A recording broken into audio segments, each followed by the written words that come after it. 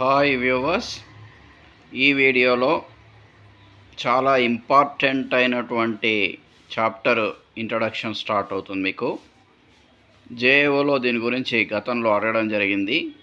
Royalty ఖాతాలు, ఇది BCom వారికి కూడా, ఓపెన్ యూనివర్సిటీకి కూడా చాలా ఇంపార్టెంట్. కాంపిటేటివ్ ఎగ్జామ్స్లో ఖచ్చితంగా 1 or 2 మార్క్స్ ఈ చాప్టర్ నుంచి వస్తుంది. రాయల్టీ ఖాతాలు, అసలు రాయల్టీ అంటే ఏంటండి అంటే, ఒక వ్యక్తి తనకున్నటువంటి యాజమాన్యపు హక్కులు మరొకరు వాడుకోవడానికి ఇచ్చినట్లయితే, అలాంటి సందర్భంలో హక్కులు పొందిన వ్యక్తి హక్కులు ఇచ్చిన వ్యక్తికి చెల్లించే మొత్తాన్ని రాయల్టీ అంటారండి. సింపుల్గా మీకు అర్థం కావాలి అంటే, మనము ఒక భవనాన్ని అద్దెకు తీసుకొని అద్దె చెల్లిస్తే దాన్ని రాయల్టీ అంటారు. వెరీ సింపుల్, ఏం లేదండి. మరి ఇలాంటప్పుడు 2 పార్టీలు ఉద్భవిస్తాయండి దీంట్లో. ఒకరు భూస్వామి, హక్కును అందిస్తున్నటువంటి వ్యక్తి భూస్వామి అవుతాడు.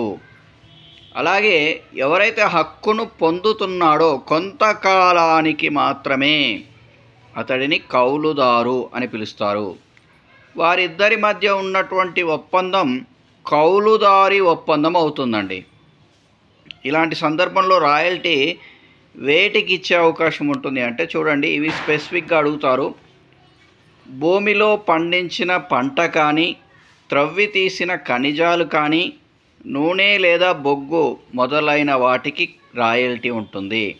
అలాగే పుస్తకాలను ప్రచురించి అమ్ముకున్నందుకు ఇచ్చేదాన్ని కూడా రాయల్టీ క్రిందికే అని పరిగణిస్తారు. మరి ఒక శాస్త్రజ్ఞునికి పేటెంట్ హక్కును కౌలుకు తీసుకొని మరి దానికి కూడా చెల్లిస్తున్నట్లయితే దాన్ని కూడా రాయల్టీగానే పరిగణిస్తారు. మరి ఇక్కడ చూడండి, అద్దె ఎలానో రాయల్టీ కూడా నామమాత్రపు ఖాతానే. గత జేఏఓలో అడిగారు, రాయల్టీ ఖాతా ఏ ఖాతా అని అడిగారు. అంటే ఆన్సర్ నామమాత్రపు ఖాతా అవుతుందండి. మరి ఇక్కడ చూడండి, సాధారణంగా కొన్ని సంవత్సరాలకు కౌలుదారు ఒప్పందం ఉంటుంది.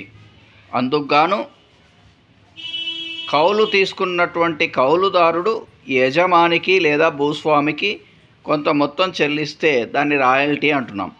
అలాంటి సందర్భంలో పూర్తిగా మొదటి సంవత్సరం నుండే కౌలుదారునికి ఆదాయం లేదా లాభం రాకపోవచ్చు. మరి అలాంటి సందర్భంలో కొన్ని సంవత్సరాల తర్వాత లాభం వస్తుంది. అందుకు తరుగు మొత్తాలు, కనీసపు అద్దె, తరుగు మొత్తాల భర్తీ అనే అంశాలు వస్తాయి. ఇవి చాలా కీలకమైనటువంటివి. వాటి గురించి మరొక వీడియోలో కూడా మీకు క్లియర్గా అందిస్తాను. కనీసపు అద్దె, మినిమం రెంట్, తరుగు మొత్తాలు, షార్ట్ వర్కింగ్స్, తరుగు మొత్తాల భర్తీ, షార్ట్ వర్కింగ్ రికవరీ అనేవి. సో అలాగే మరి ఫైనాన్షియల్ ఇయర్ ఎండింగ్లో ఏ విధంగానైతే ముగింపు లెక్కలు తయారు చేయడానికి అన్ని నామమాత్రపు అంశాలు వర్తకపు, ఉత్పత్తి లేదా లాభనష్టాల ఖాతాకు మళ్ళిస్తామో, రాయల్టీలను కూడా అలాగే మళ్ళించవలసి ఉంటుంది.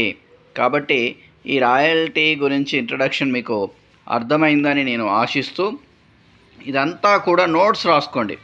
మీకు మరలా చెప్తున్నాను, ఎట్టి పరిస్థితుల్లో చూసి ఊరుకోకండి.